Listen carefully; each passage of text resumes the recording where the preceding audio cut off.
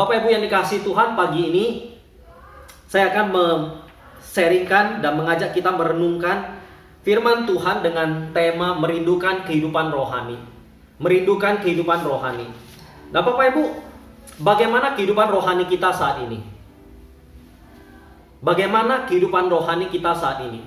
Ya Bapak Ibu, apakah kehidupan rohani kita saat ini masih tetap sama seperti sebelumnya? Sebelum pandemi ataupun sebelum virus corona ini, sebelum situasi yang kita hadapi seperti saat ini, ibadah online dari rumah, ya kita tidak bisa lagi bertemu seperti biasa di dalam gedung gereja ataupun mengalami persekutuan secara langsung dengan saudara-saudari kita di dalam Tuhan. Bagaimana kondisi kehidupan rohani kita, Bapak Ibu? Apakah masih tetap sama? Atau mungkin sudah mulai menurun, sudah mulai dingin, sudah mulai kita merasa lalai atau lupa dengan kondisi ataupun kehidupan rohani kita saat ini. Atau mungkin kehidupan rohani kita justru bertambah kuat, bertambah semangat. Karena Bapak Ibu, ada survei di Amerika yang sempat saya baca. Katanya justru di Amerika ada survei yang mengatakan bahwa sebagian besar jemaat itu justru kehidupan rohaninya itu semakin bertambah dan semakin meningkat, Bapak Ibu, dengan adanya situasi pandemi ini. Nah Bapak Ibu, ini sesuatu yang menarik. Mungkin dengan kejadian virus corona pandemi ini di mana-mana, dengan kesulitan dan juga dengan pergumulan yang dihadapi di luar sana, pekerjaan, sekolah, studi dan semuanya, justru bisa membuat banyak orang itu memikirkan tentang Tuhan. Justru bisa membuat banyak orang itu justru semakin dekat kepada Tuhan. Apalagi dengan angka kematian ataupun orang-orang yang sakit cukup banyak. Mungkin itu yang membuat banyak orang berpikir tentang kehidupan mereka yang sementara ini. Yang membuat orang berpikir bahwa hidup ini hanya sementara. Dan kita perlu sesuatu yang kita pegang, yang boleh membuat kita ini tetap kuat dan tetap tenang untuk menjalani hidup kita yang penuh dengan persoalan dan juga pergumulan ini. Nah Bapak Ibu, ini sesuatu yang menarik. Namun Bapak Ibu juga tidak sedikit sebetulnya banyak orang di tengah situasi pandemi ini justru kehidupan rohaninya itu menurun.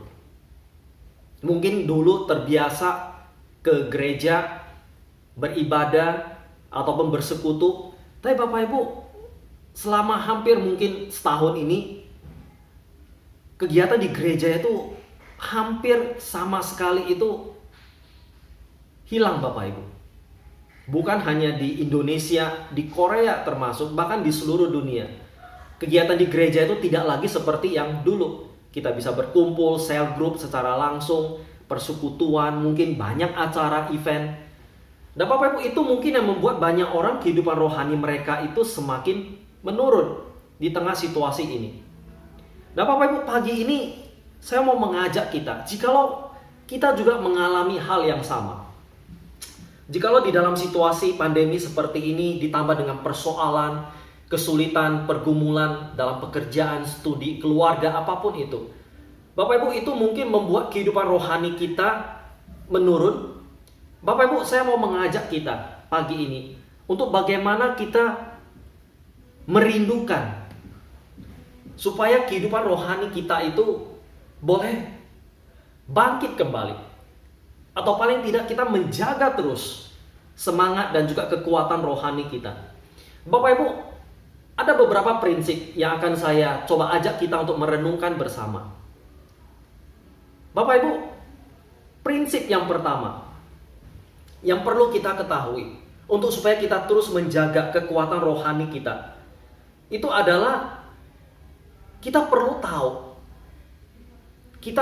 tahu siapa diri kita dan juga mengetahui apa artinya kita sebagai orang percaya, apa artinya hidup kita itu ada di dalam Kristus. Bapak Ibu, prinsip yang pertama adalah kita perlu tahu siapa diri kita dan apa arti hidup kita di dalam Kristus yang sudah ditebus dan diselamatkan oleh Kristus. Bapak Ibu, satu kali ada seorang ibu yang sudah cukup tua. Satu kali dia mendatangi sebuah kantor asuransi dan dia mencari seorang pegawai di kantor asuransi tersebut. Dan rupanya Bapak Ibu, dia mau menyampaikan bahwa dia saat ini tidak sanggup lagi untuk membayar premi asuransi. Premi asuransi siapa? Rupanya dia bilang dia tidak bisa lagi membayar premi asuransi suaminya karena suaminya sudah meninggal. Sehingga dia bilang, saya tidak sanggup lagi untuk membayar premi suami saya. Nah Bapak Ibu, petugas ataupun pegawai di kantor asuransi ini cukup bingung mendengar perkataan ibu ini. Apakah ibu ini tidak tahu apa arti asuransi ataupun manfaat dari asuransi itu? Jadi pegawai ini dia memeriksa dokumen dari suaminya ini, polis asuransinya ini. Dan rupanya Bapak Ibu, asuransi ini, ya asuransi jiwa, meninggalkan sejumlah uang yang besar Bapak Ibu bagi orang yang akan mewarisi polis tersebut. Nah Bapak Ibu, banyak orang mungkin seperti ibu ini. Artinya dia tidak mengerti apa yang dia miliki. Dia tidak tahu apa artinya asuransi, dan dia juga tidak tahu manfaat dari asuransi itu tersebut. Nah Bapak Ibu, banyak orang kita sebagai orang Kristen, kita juga mungkin tidak tahu apa arti ataupun manfaat hidup kita itu di dalam Kristus Bapak Ibu. Nah Bapak Ibu, apa arti hidup kita di dalam Kristus? Apa manfaat yang sebetulnya Tuhan sudah berikan kepada kita ketika kita mengaku percaya dan mengikut kepada Tuhan? Bapak Ibu, hal ini perlu kita ketahui. Karena ketika kita mengetahui hal ini, Bapak Ibu, kehidupan rohani itu akan menjadi sesuatu yang indah, akan menjadi sesuatu yang berarti bagi kita, sehingga kita mau menjalani kehidupan rohani itu lebih baik lagi dan mungkin lebih semangat lagi dan lebih bergairah lagi. Nah Bapak Ibu, apa arti hidup kita di dalam Kristus? Apa keindahan yang Tuhan sudah berikan kepada kita ketika kita mengikut Dia dan ketika kita percaya kepada Yesus Kristus? Bapak Ibu, yang pertama adalah bahwa kita sudah diampuni Bapak Ibu. Kita sudah dibebaskan dari penghukuman. Kita sudah dibebaskan dari penghukuman akibat dosa-dosa kita. Itu yang pertama Bapak Ibu. Roma 8 ayat 1-2 berkata begini.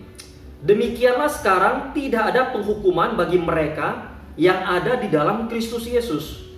Roh yang memberi hidup telah memerdekakan kamu dalam Kristus dari hukum dosa dan juga hukum maut. Bapak Ibu, hal pertama, keindahan yang Tuhan berikan, yang boleh kita miliki sebagai orang yang hidup di dalam Kristus, adalah kita sudah dibebaskan dari penghukuman Bapak Ibu. Ya, sekarang tidak ada lagi penghukuman bagi mereka yang ada di dalam Kristus Yesus. Kita sudah dimerdekakan Bapak Ibu. Dimerdekakan dari hukum dosa dan juga hukum maut. Bapak Ibu, ini sesuatu yang indah. Bapak Ibu, kita hidup, siapa yang tidak pernah melakukan kesalahan? Setiap orang berdosa. Alkitab berkata semua manusia berdosa dan hukum dosa adalah maut. Dan Bapak Ibu, banyak orang yang beragama sebetulnya. Banyak orang kenapa memilih untuk beragama? Ya karena untuk menyelesaikan masalah dosa ini dan masalah kematian itu. Jadi Bapak Ibu, setiap orang berusaha memikirkan jalan untuk menyelesaikan masalah dosa dan juga masalah maut, kematian itu. Dan Bapak Ibu, kabar baik dari kekristenan, kabar baik dari Tuhan Yesus adalah bahwa kita yang ada di dalam Kristus, kita ini sudah dibebaskan dari penghukuman akibat dari dosa kita. Itu kabar baiknya Bapak Ibu. Bukan karena kebaikan kita, bukan karena usaha kita, tetapi karena kebaikan dan juga kuasa dari Tuhan Yesus yang sudah mengampuni dosa kita. Bapak Ibu, dulu ada satu penjahat yang ketangkap karena dia melakukan satu tindakan perampokan dan pembunuhan. Bapak Ibu, penjahat ini ditangkap dan kemudian diadili, dan kemudian penjahat ini diputuskan bahwa dia akan dihukum mati, dihukum gantung. Bapak Ibu, seminggu sebelum dia dihukum gantung, saudara laki-laki dari penjahat ini datang kepada hakim. Dan dia memohon, Bapak Ibu. Apa yang dia mohonkan? Dia memohon supaya dia bisa menggantikan posisi saudaranya untuk dihukum. Alasannya kenapa? Karena alasannya bahwa saudaranya itu masih muda. Masih muda, Bapak Ibu. Singkat cerita, hakim dia memikirkan ini, dan meskipun sesuatu yang tidak umum, tapi setelah mendengar alasan dari saudaranya ini, hakim itu memberikan persetujuan. Nah, kemudian saudaranya ini menggantikan hukuman dari saudaranya yang penjahat itu.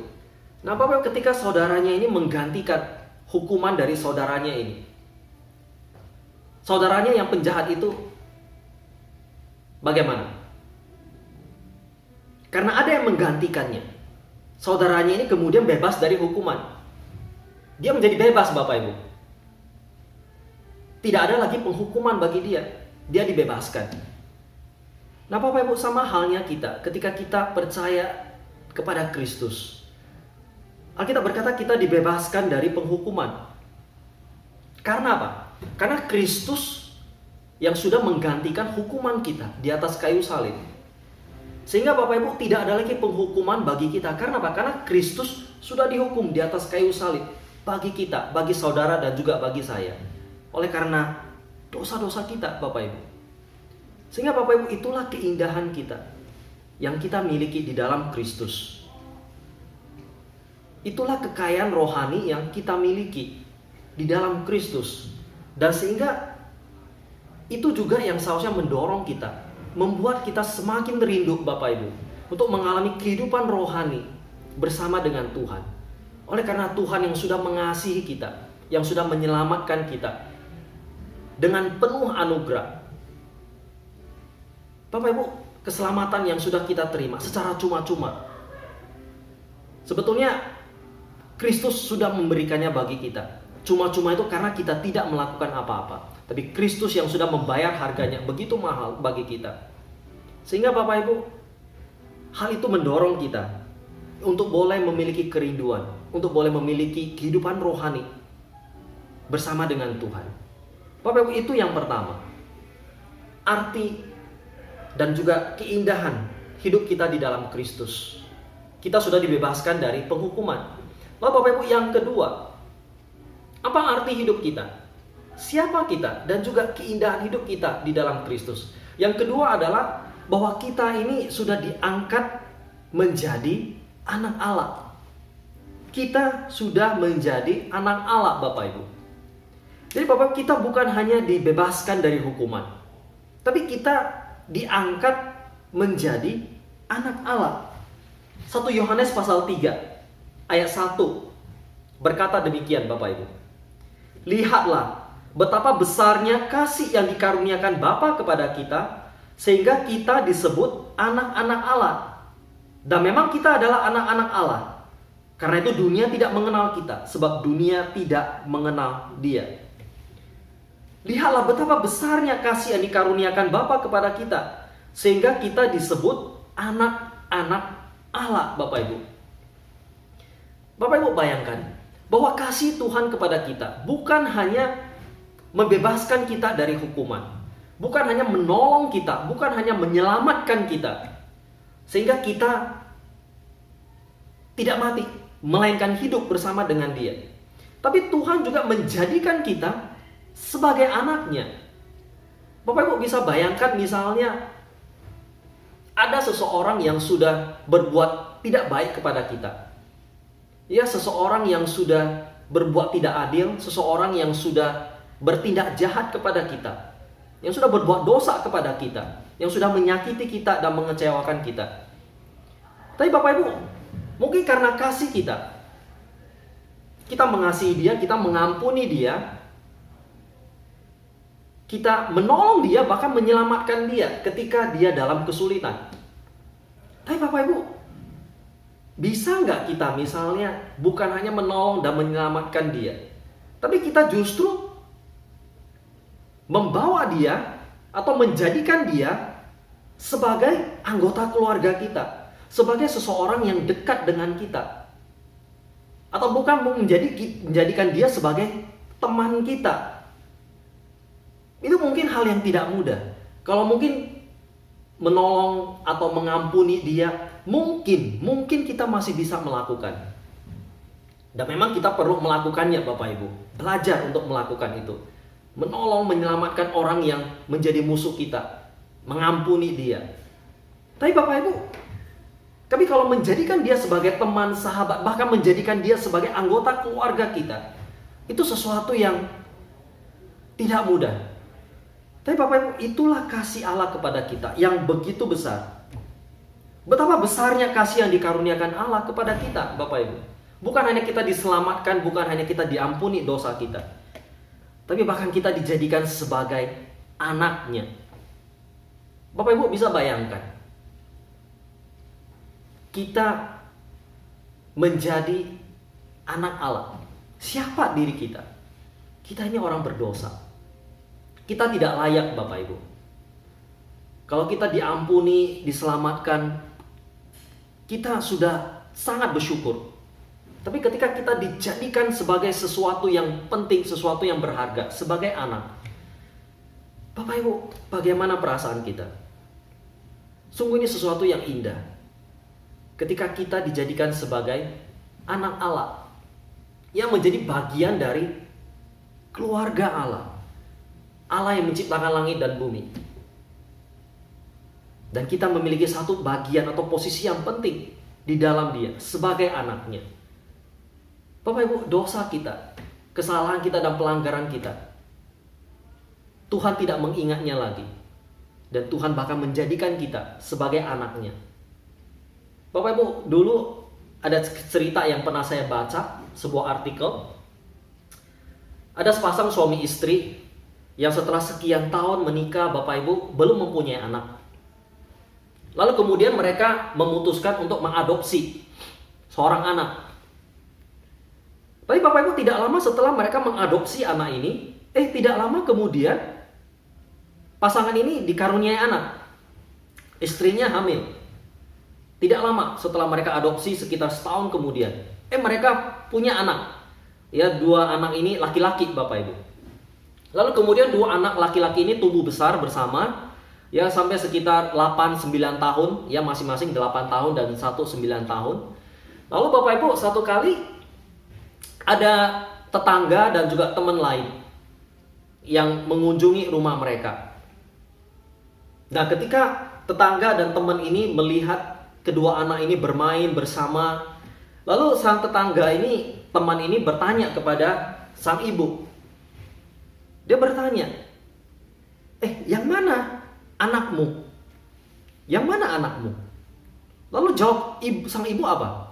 Jawab sang ibu, dua-duanya anak saya. Lalu tetangganya ini bertanya lagi, bukan, maksud saya, yang mana anak yang diadopsi? Yang mana yang bukan? Lalu sang ibu ini tanpa berpikir panjang, dia langsung menjawab dan melihat kepada temannya itu. Dia berkata, saya sudah lupa. Nah Bapak Ibu, ketika kita diangkat menjadi anak Allah, Tuhan itu bukan hanya menolong dan menyelamatkan kita, tapi Tuhan juga tidak mengingat lagi siapa diri kita yang dulu, yang adalah orang berdosa. Artinya kita diberikan hak penuh sebagai anaknya.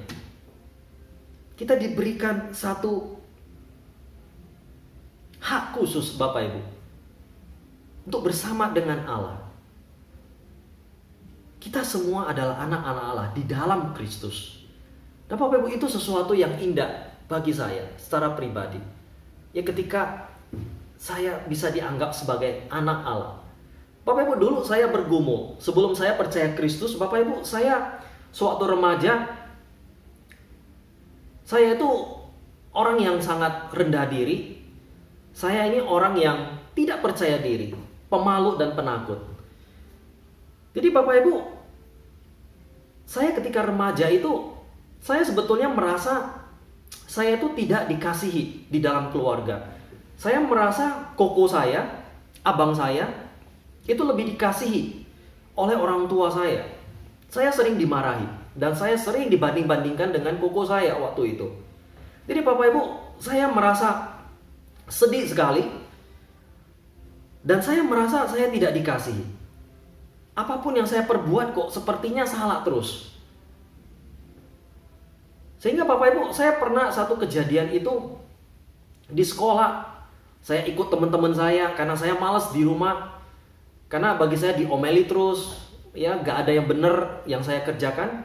Jadi Bapak Ibu, saya sering ketika SMP habis pulang sekolah, saya sering ikut sama teman-teman main olahraga, sepak bola waktu itu, bola basket, main game waktu itu di rumah. Ya, Bapak Ibu, sampai satu ketika karena saya lebih senang bersama dengan teman-teman saya, akhirnya saya belajar menjadi nakal Bapak Ibu waktu itu. Ya remaja, mulai belajar merokok lah, ya. Dan bahkan saya mulai belajar Bapak Ibu cabut dari kelas. Sampai satu ketika Bapak Ibu, ada satu kali ada kelas sore waktu itu, saya bersama dengan teman-teman satu kelas saya yang laki-laki semua. Bapak Ibu, kami cabut semua, tidak ikut kelas sore itu. Tidak ada satupun laki-laki di kelas waktu itu. Padahal waktu itu saya adalah wakil ketua kelasnya. Jadi Bapak Ibu, singkat cerita, sang guru itu lapor ke kepala sekolah, ya. Dan kemudian kami semua dipanggil dan saya dihukum bersama dengan teman-teman saya. Dan saya dihukum waktu itu skorsing 3 hari Bapak Ibu, dan orang tua saya dipanggil. Dan Bapak Ibu, dan pada saat itulah saya betul-betul merasakan hati yang begitu sedih, dan karena dimarahi orang tua. Ya, dimarahi orang tua lagi, oh, kamu ini kok bisa jadi begini. Apalagi di sekolah Bapak Ibu, ya, koko saya juga ada di sekolah yang sama, guru saya juga sama. Guru saya juga membandingkan saya dengan koko saya. Ya, wah Daniel, kamu gak seperti abangmu baik, kamu ini kok jadi jahat, jadi nakal dan sebagainya. Bapak Ibu, hati saya sedih sekali. Sepertinya hidup saya itu gak berarti. Gak ada orang yang mengasihi saya bagi saya waktu itu. Ya, di rumah orang tua saya ya sepertinya lebih sayang sama koko saya. Di sekolah juga sama. Guru-guru kok lebih sayang sepertinya kepada koko saya. Bapak Ibu, pada saat itu hati saya sedih sekali. Merasa tidak ada yang mengasihi saya. Sehingga Bapak Ibu, pada masa-masa seperti itu saya mencari identitas, jati diri saya. Sebetulnya siapa diri saya? Ya, apakah gak ada orang yang mengasihi saya? Apakah saya harus berbuat sesuatu kepada orang lain yang baik, yang menyenangkan mereka, supaya saya ini disayangi, supaya saya disukai Bapak Ibu? Dan Bapak Ibu, pada saat-saat seperti itulah Bapak Ibu, saya ingat pada saat liburan sekolah, setelah peristiwa itu, Bapak Ibu, saya mengikuti retreat gereja yang biasa dilakukan setiap tahun. Nah Bapak Ibu, di saat retreat itulah, di tengah situasi dan juga pikiran yang saya rasakan, Bapak Ibu, di saat seperti itulah saya mendengar tentang kasih Kristus, kasih Yesus Bapak Ibu. Dan pada saat saya mendengar tentang itu, bahwa Yesus yang rela berkorban di atas kayu salib, ya bagi orang yang berdosa. Ya bagi orang yang berdosa. Bagi saya orang yang berdosa. Ya, saya tahu saya telah menyakiti hati orang tua saya telah mengecewakan mereka, saya tidak taat kepada mereka. Tapi berita itu Bapak Ibu membuat saya terpesona. Karena apa? Karena Kristus mati di atas kayu salib dan Dia mengasihi kita sebelum Dia menunggu kita untuk bertobat Bapak Ibu. Artinya Kristus mengasihi orang yang berdosa. Dan Kristus mengasihi mereka tanpa kondisi, tanpa syarat apapun, tanpa menunggu kita menjadi baik. Ya padahal sebenarnya kita melakukan sesuatu yang tidak baik. Tapi Tuhan mengasihi kita. Tuhan mengasihi saya pada saat itu. Sehingga pada saat itu Bapak Ibu, saya merasa ada seseorang yang begitu mengasihi saya. Ada seseorang yang ada dalam hidup saya, yang selama ini saya tidak tahu. Yaitu Tuhan sendiri, Sang Pencipta hidup saya. Yang pada saat itu ketika saya menyadari bahwa saya ini berharga di matanya. Sekalipun saya ini banyak kelemahan, sekalipun saya ini banyak kekurangan. Nah Bapak Ibu, itulah Bapak Ibu, ketika saya menyadari saya ini adalah anak Allah. Dan hidup saya pada saat itu, sungguh Bapak Ibu, pikiran saya berubah. Cara saya melihat diri saya dan juga melihat orang lain berubah Bapak Ibu. Sejak saat itu saya belajar tidak lagi menyenangkan orang lain. Tapi saya mau belajar untuk menyenangkan hati Tuhan. Kalau dulu saya mau belajar ya supaya saya disenangi sama teman-teman, ya saya menyenangkan hati mereka. Saya bantu mereka kerjain PR, mereka mau cabut saya juga ikut Bapak Ibu. Dan di situ saya sadar saya salah karena saya ingin menyenangkan manusia. Tapi Bapak Ibu, saya belajar saya tidak bisa menyenangkan manusia. Tapi sebetulnya yang perlu saya senangkan adalah Tuhan sendiri, karena Dia sudah mati bagi dosa-dosa saya. Dan Dia sudah menjadikan saya sebagai anaknya. Sehingga Bapak Ibu, mungkin bagi orang lain saya tidak berharga. Tetapi bagi saya, di mata Tuhan, saya ini berharga. Karena saya ini adalah anaknya. Dan Bapak Ibu, sejak saat itu saya rindu untuk belajar dan mengalami Tuhan yang mengasihi saya seperti itu. Nah Bapak Ibu, itu yang kedua. Apa arti hidup kita? Keindahan yang Tuhan berikan di dalam hidup kita.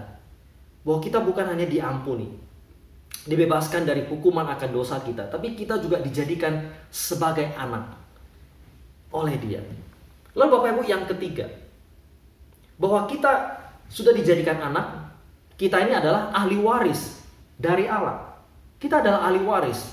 Galatia 4 ayat 7. Bapak Ibu, Galatia 4. Galatia pasal 4 ayat yang ke-7 berkata seperti ini. Jadi kamu bukan lagi hamba, melainkan anak. Jikalau kamu anak, maka kamu juga adalah ahli-ahli waris oleh Allah. Bapak Ibu, kita bukan lagi hamba, melainkan anak. Dan jikalau kamu adalah anak, maka kamu juga adalah ahli-ahli waris oleh Allah. Bapak Ibu, ini ayat yang luar biasa. Kita yang sudah dijadikan anak, kita adalah ahli waris dari Allah. Artinya apa? Artinya Tuhan siap memberikan berkat apapun yang berguna dan yang bermanfaat bagi kita. Karena kita adalah anak. Kita tidak akan dibiarkan begitu saja. Ya, kita akan diberikan berkat pertolongan apapun yang Tuhan bisa berikan bagi kita sebagai seorang anak. Dan Bapak Ibu, seringkali kita tidak menyadarinya itu. Sehingga banyak orang Kristen hidup di dalam kekhawatiran terus menerus. Banyak orang Kristen hidup di dalam kemarahan, hidup di dalam kebencian, banyak kesulitan dan pergumulan yang sepertinya tidak selesai-selesai. Dan kehidupan rohani yang semakin menurun. Karena apa? Karena kita mungkin lupa, kita tidak menyadari bahwa kita sudah menjadi anak dan kita adalah ahli waris dari Allah. Sehingga kita tidak menyadari berkat yang melimpah yang Tuhan sediakan bagi kita. Bapak Ibu, ada satu kisah lagi, mirip dengan yang asuransi tadi yang pertama. Ada seorang wanita, Bapak Ibu, dia lumpuh. Dan pada waktu dia masih kecil, Bapak Ibu, kedua orang tuanya itu meninggal. Dan wanita ini, dia tidak punya saudara lain, dia tidak punya family lain. Jadi ketika orang tuanya meninggal, Bapak Ibu, dia hanya sendirian. Dan pada saat itu dia cacat. Sehingga kehidupannya itu, Bapak Ibu, begitu sulit dan begitu susah. Dan sehingga untuk menjalani hidupnya yang susah itu, Bapak Ibu, dia hanya bisa bekerja itu dengan kedua tangan. Sehingga yang bisa dia kerjakan adalah dia menjahit, Bapak Ibu. Menjahit ya, demi untuk mendapatkan uang untuk mencukupi hidupnya. Dan Bapak Ibu, selama puluhan tahun dia menjalani hidup seperti itu. Hidup yang sangat susah, hidup yang sangat terbatas sekali. Sampai kemudian Bapak Ibu, setelah berpuluh-puluh tahun kemudian, ada satu teman dari orang tuanya itu datang mengunjungi dia, datang melihat dia. Nah, ketika teman dari orang tuanya ini datang dan melihat dan berjumpa dengan dia, mereka terkejut dan bertanya, "Loh, kenapa hidupmu kok susah begini? Kenapa kamu hidupnya kok berkekurangan sekali?"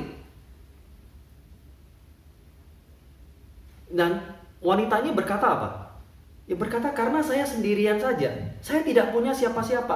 Orang tua saya sejak saya meninggal tidak ada lagi orang yang bisa menolong saya ataupun mendukung hidup saya."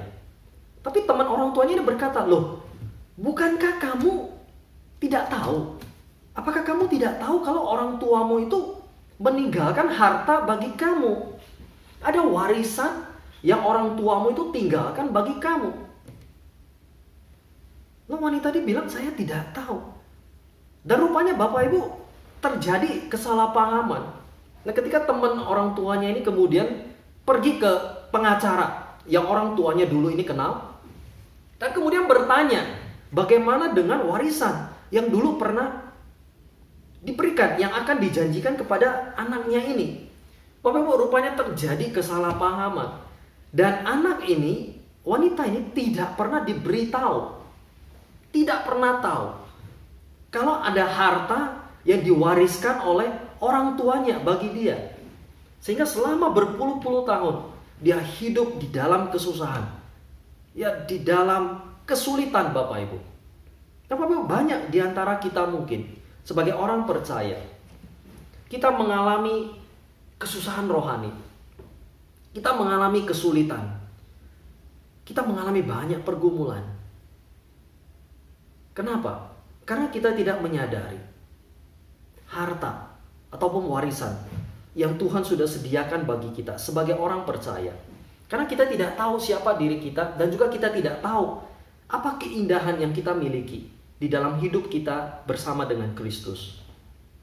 Jadi Bapak Ibu ini kasih Tuhan, pagi ini saya berdoa supaya melalui apa yang kita renungkan pagi ini, kehidupan rohani kita itu boleh terus bertumbuh, boleh tetap terjaga ketika kita menyadari siapa diri kita dan juga arti hidup kita di dalam Kristus.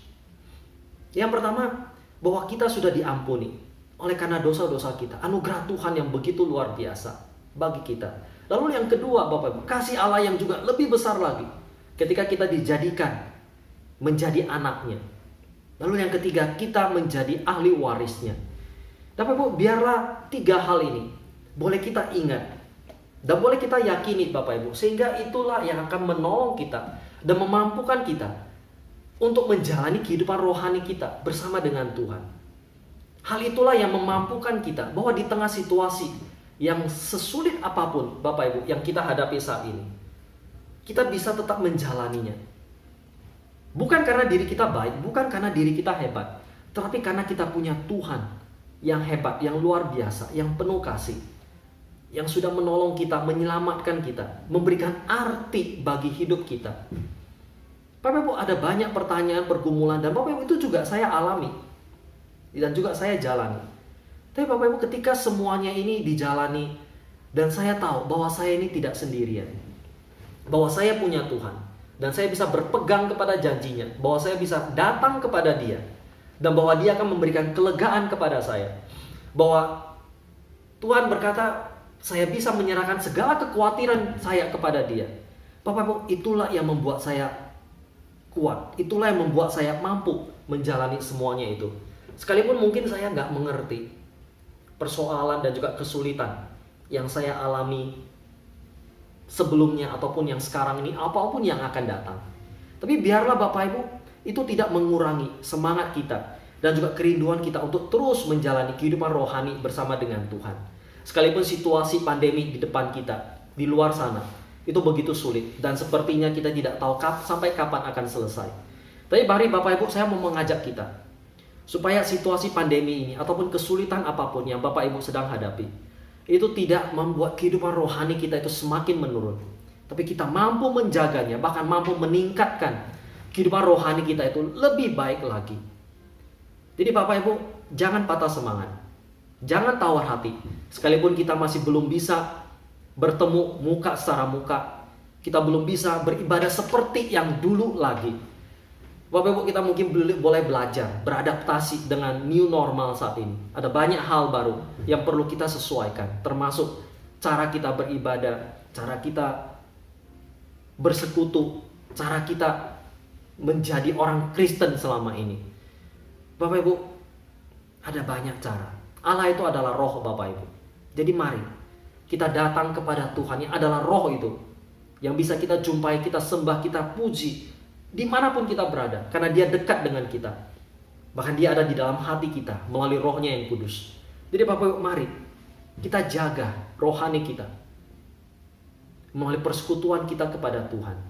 Kita jaga waktu kita hari demi hari bersama dengan Tuhan, sehingga apapun Bapak Ibu yang kita jalani, yang kita hadapi, kita sanggup menjalaninya dan melaluinya, tidak sendirian, tapi bersama dengan Tuhan kita. Mari kita berdoa. Mari kita berdoa.